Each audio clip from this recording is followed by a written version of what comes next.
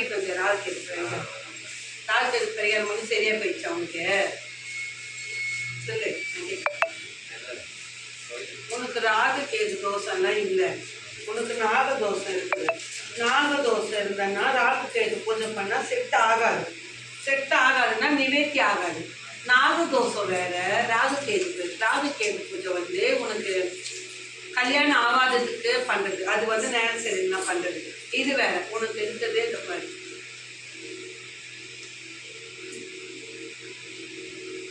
புரியுதா? உனக்கு இருக்கிறது நாகதோஷம்.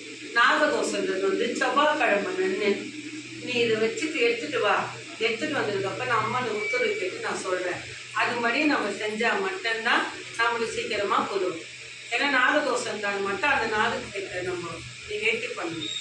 ராகுகேதுன்றது அது வேறு, நாகதோஷன்றது வேறு. புரியுதா? இது ரெண்டும் ஒன்று கிடையாது. நாகதோஷம் ராகுகேதுல